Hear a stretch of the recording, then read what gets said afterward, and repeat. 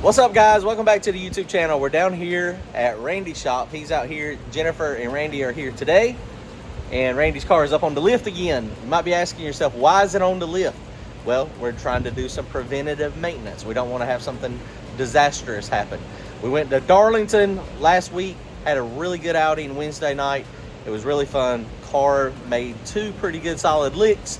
We spun twice as well, but we're figuring out, working on it. We got some stuff to do today, but in the data logs, the last pass, the oil pressure was kind of acting a little funny all day, but the last pass, the oil pressure started coming down a little bit, which like it normally does, and then it started spiking. So we start getting a lot of spikes in it. Anytime you get spikes, sometimes you've got a rod bearing issue. So we want to make sure that we're not hurting anything. So we're going to work on this one a little bit today, show you what we find. If nothing, check it out, guys. Comment, like, and subscribe. If y'all want to support the channel, go to turbojohnracing.com. Grab yourself some hats and t-shirts. Appreciate it. Randy, what do you think? Let's rip this thing apart. Let's take it apart. Preventative maintenance. That's it. First thing we're going to do is, we've got, how many passes do we have on it now? 13, 14, 15? 13 or 14. How many attempts do we have on it? There's a few of those. I probably didn't. Not counting those. Probably not counting those. So that's a burnout and a spin. So there's 5 spins, 6, 7 spins. Okay. So, and honestly, spinning is probably pretty hard on parts because it goes from load to unload. So that's all we're doing. We're checking the rod bearings. Oil filter here. This thing is easy to take off. We're going to cut it apart. I'll show you that. Y'all saw Mike done it over at his, and he found some material. And that even more, when I saw the oil pressure doing some issues, I was like, man, we need to take the oil filter off. It could be something as simple as in the oil pump. Randy does have this external oil pump, but it could be something as simple. We were talking about when it was last serviced, and it went to Peterson 2 years ago. So it didn't go this last year because we didn't have many passes on it. But it's possible the regulator in there is kind of bouncing up and down, kind of getting sticky. So we'll play with that, see if we can see anything in there. But we're going to snatch the pan off of it anyway, no matter what we see in here. If we see nothing in here, cool. But we're going to snatch the pan off of it and look at the rod bearings. Randy also ordered some rod bearings. If we need to put rod bearings in it, we can roll them in without even taking the whole motor out. That is the benefit of having a setup like this where you can access the oil pan easily. It's the Outlaw K-member from, who's this? Racecraft Outlaw K-member. Yeah, this is awesome. It works good. It really makes it super, super easy to work on. If you remember on mine, on the old car, the K-member was in the factory location. And so in order to drop the pan, luckily my motor was real high, but I had to take the rack and pinion, all that stuff out to see if we could do it. Okay, let's pull it apart real fast. First thing we're going to do is take the oil filter off of it. Drain it the best we can, and then we'll cut it. I'll show you how we'll do that. Stand by. Guys, so something we were just looking at as well. So this engine has always had like a oil pressure, like oil pressure is always good, 80, 90 pounds, but then you let go of the trans brake button and it drops a little bit. And then like I was saying the other day at the track, it was dropping a little more than normal. This is a dry sump tank. So essentially, the dry sump tank is here. The oil pump, scavenge pump, everything is on here on this. You got 3 stages of scavenge. So the front one up here, that pulls from the turbo. The next 2 pull from the oil pan. They come up, it pumps through this line here, which is a dash 16, and this dash 16 goes to this oil tank here. Off of the oil tank, we have a fitting that comes from here, and it goes to the catch can. And so Randy was just draining it. It had a lot of condensation in it, a lot of oil in it, and we haven't drained it in a while. That's normal, right? But what we were just kind of thinking about, I hadn't paid attention to it, but this line kind of goes downhill a little bit. It kind of comes off of the tank and then goes downhill some, and then it goes back up to over there. So any droop in this line is going to hold fluid. So what happens if it holds fluid? You say, okay, well, not a big deal. It may be a big deal. We're pumping oil back into this tank, and if this is not able to vent, now I could be wrong thinking about this, but if this is not able to vent, imagine you've got your hand over this, you're pumping oil back into the tank. Where's the air going? In order to get the oil into the tank, it's not being displaced. But even more importantly, possibly, this is gravity feed. This tank gravity feeds the oil pump at the back. Now, this line also something, it goes back and then loops around. That could be our issue as well with G-forces, because now the pump's having to suck it back up. But there's not really room to run it through the front of the motor. It's just not. So I don't know. We're just thinking, trying to figure it out. That maybe that's part of the problem. I don't know. But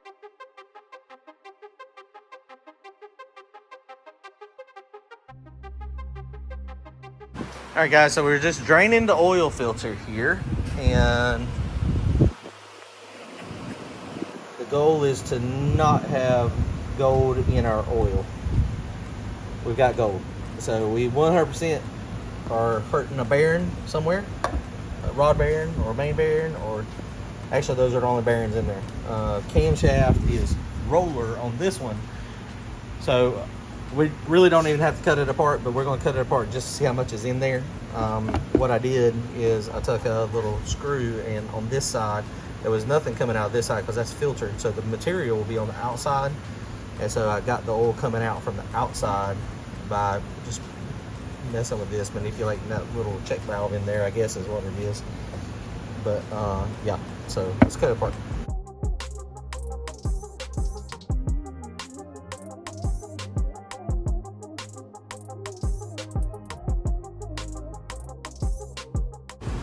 All right, guys, so got the oil filter cut apart. It is like the oil filter cutter is like a big, it's like a pipe cutter, essentially. So I was holding it, and then Randy was moving it. And you see down in there, there is material.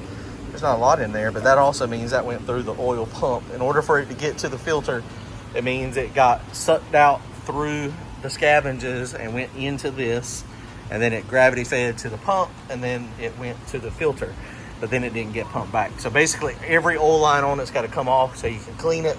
And then if you look down in the grates, this is where you see this is the filter. This is the outside edge. So this is where the unfiltered oil is. It's kind of hard to see down in there, but there is material. So we're going to go ahead now. We'll go ahead and take the pump off of it, get the pump off of it, get the pan off of it. Hang on.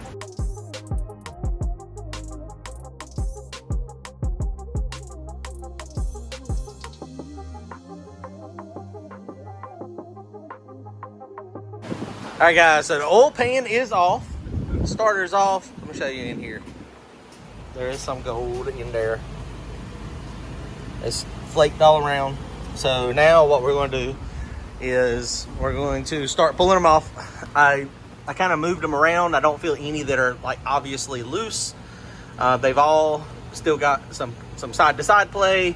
I don't see anything sticking out anywhere, so that's good. So now comes basically, like, this one is almost, actually that one is perfect. That's in a perfect spot. So we'll do one at a time. We'll take it off, take the rod caps off, pull it off, slide the bearing. We don't even have to push it up, but we'll just slide the bearing around, and then we should be set. Actually, no, we might have to. Which side's the tang on? Mm-hmm. The hole, the dowel. Is the dowel in the rod or in the cap? I can't remember. So if it's in the cap, it's easier. We can slide it around. Okay, good. I couldn't remember. So yeah. Okay, so that's what we're going to do now. So I'm not going to time lapse y'all and bore you to death. When we find the culprit, I'll let you know. I'll start back filming. Hang on. All right, guys. So real quick, we just pulled this number one out here. And when I say roll the bearing out, that's exactly what I mean, is roll the bearing out. Essentially what you do is the tang is on this side. So I went on this side with a small flathead screwdriver, and it rolls around and comes right out. These bearings on this one, on this hole here, that is not bad. You see a little bit of particle in there. It's not bad, but the cap is definitely not bad either. So those are not bad. All right, guys, so we are rolling through here. We're on the very last rod, and let me show you what they look like. That little discoloration is just from the alcohol sitting in there. That's not a big deal. So this is the last one. This is about what they all look like. There's some metal embedding, some metal embedding. That rod is, that one right there, looks, that one's actually looks a little worse. It's really shiny right there on the edge for some reason. But here is the biggest problem. That all that metal did not come from any of those rod bearings. So what bearings does that leave? There's a thrust bearing, a roller thrust bearing. That means it's coming from a main bearing. So thrust bearing in a Ford motor is right here in the front. Let's see. God, I should have shined my light up here first. Thrust bearing. So the thrust bearing is beat out of it. Now we have a roller thrust bearing up here, but that is a supplementary thrust bearing. The thrust bearing in the motor also takes load. Yeah, so it's the thrust. God, it's the thrust. All right, I did just notice also that my camera is a little blurry, so let's see if you can see it. That's the front side. That's not the side that generally takes the heavy load. This is the side that takes the heavy load. Now, something that is interesting, like I was saying, this is a supplementary. It takes a lot of load, but Jason Tyson actually was having this exact same problem with his car last year or year before that. He was still eating the thrust bearing out of the motor even with this. Now, his solution, which Kevin does not necessarily recommend, is to just cut the thrust washer off and then just let the front take all the load. But we're not going to do that unless the crankshaft is really messed up. Then actually we ain't going to do that. We're going to roll another thrust bearing in it. He's got thrust bearings. He's got a couple sets of main bearings, so we're going to roll another one in it. Let's take it out though. I'm going to show you the up close and personal what it looks like. Hang on, guys. So we just loosened up the cap here, so we're going to pull it off. I did just talk to Jason Tyson, and he said he gave us some advice, and he told us what he ended up doing on his. So thrust bearing, of course, it stayed up there, which normally that's a bad thing. Ooh, motor's not coming out. It is it spun the main bearing. The main bearing, see the parting line there? That's not where the parting line should be. It actually has not spun it all the way, but it started to move it. That's why our oil pressure, look, that's supposed to be up in the block. It did spin it, it spun it. This is supposed to be up in the block. This is the feed. We gotta take the motor out, take the crank out. Okay. All right, guys, so we've got the main cap off of it like I was showing a minute ago. The crankshaft, it spun the main bearing. It did not spin it all the way, and the reason you can tell that is because this is not burned up and it's not really beat up real bad. So we caught it just in the nick of time. So looking at your data logs, looking at oil pressure, it's a good thing we did, because we found the issue before it's catastrophic. You can see this is a little discolored from the bearing. Now it did knock the tang off of it. So when it knocks the tang off of it and it spun about halfway around, then that could have damaged the block. I don't understand really what happened here.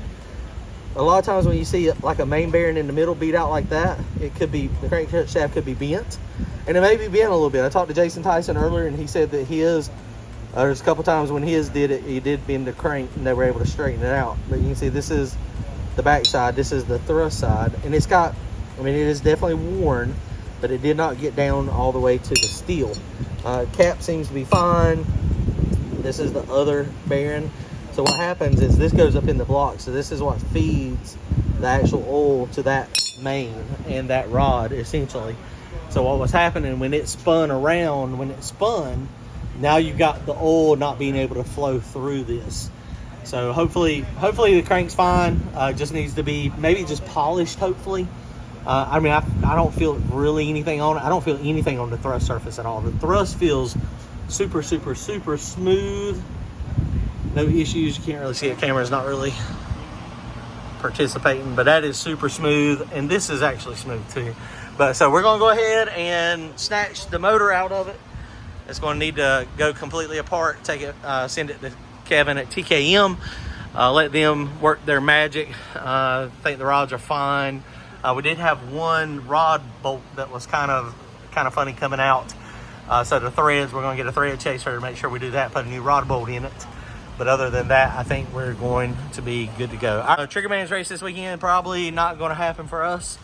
So we're going to do a little bit more on the rear end. We're going to put a little bit of rear steer in it. We're also going to change the bar angles a little bit.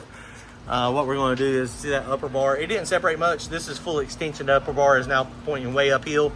We're going to go up one hole on the rear end and down one hole on the body. Give it a little bit more separation. Since I lowered the car, and where I lowered it at last time was right here. When I lowered it, it made it so that it lost anti-squat. And the bigger thing is when it got about half track, it started back squatting. It was losing leverage. And that was even with the compression up there really, really, really tight.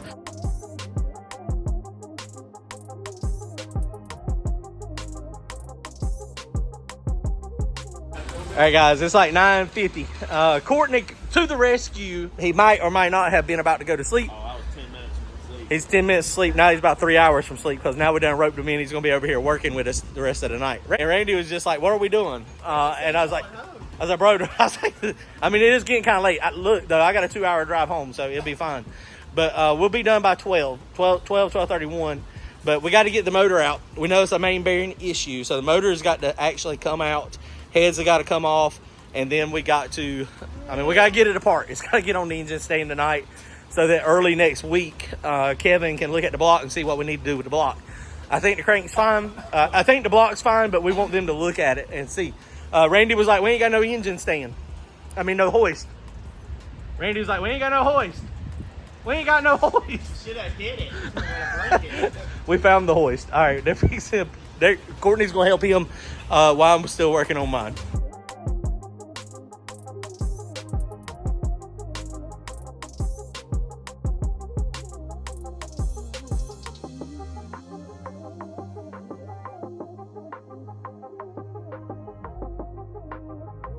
Guys, Randy and Courtney in here busting this motor down. I'm not doing anything. You're lying. I'm turning this over. Whatever this. Majority of the work. That's the hardest part. John's had to turn this thing. I don't even know what this thing's called, but whatever this thing is. You turning it. Good job. Yeah, he just had to turn that thing. So Randy got this tray from like Jegs or something. And this makes it really nice. You don't have to turn it near as much as long as you keep it in the right spot. Because the rocker arms and the push rods are different. So you have to just be careful with it to make sure that they go in the right holes, or you got it marked down. We got it marked down when we SWAT. So it's got all this off. It's now about 11:30. I snatched the heads off of it. The goal tonight for this one has got to get down to the short block. The rods are already loose. It takes 2 seconds to bop those out. So we got to get the current. We got to get everything apart though. We want to make it so this thing can go to Kevin at TKM on Monday. Monday. Good job, guys. All right, boys. We got problems. We got a few more problems than what we anticipated. So rod bearings look halfway decent. Number 2 kind of looked funny. See, we got a little bit of thrust bearing in here. That head is stuck. It got stuck last time, and I think what's happening, we got that head off, but I think what's happening is the aluminum, we torque these things hard. They get torqued to 125 pounds. And that's just what you do. It's got big studs. It's got big block. It's got hard studs. You have to torque it hard. And that's what we do, 125 pounds. So we think the washer is compressing the head around the stud. And so what's happening is it makes it like mushroom inward, clamp down on the stud, makes it so that we can't get the head off. So he's going to have to get the studs out to get the head off. So we're going to get the inserts. We're going to get Dan at RFD to fix that. We also have another problem, which I had forgot about, which Randy did not forget about. The head over here, I don't know if you can really see that. See that little chunk of head missing? Was the O-ring was there. The O-ring blowed out, and it kind of took the little chunk of head with it. So that's going to need to get welded up. We just found another issue as well, and this issue is we don't really understand. And it happened a little bit last time, but this piston is cracked. It's the first time we've cracked a piston, but look, there's a crack there. Now, it's not burnt, it's cracked. But also, if you keep looking, then this is the valve, the intake valve has made contact with this piston. And that's the thinnest spot, so that's probably why it cracked. And we saw a little bit of this last time, and so I took and I did a little feathering on the edge, but you got to do it ever so slightly because you don't want to take away from the piston. But you can see that one still hit as well. This one hit down in there as well. This one hit as well. I just couldn't take enough meat out of it comfortably. So it's almost like the valve angle of the head is not getting into the dish. And that's what these are for, right? So you got the valve relief for the exhaust and then the valve relief for the intake. And so this has to be positioned in the exact right spot. Otherwise, you have piston and valve contact. So I don't know. It's got plenty of room on the exhaust, it looks like, but the intake is canted over a little bit. It's like this notch needs to be up another 50 or 100 thousandths. But then, man, it's going to get really thin right here.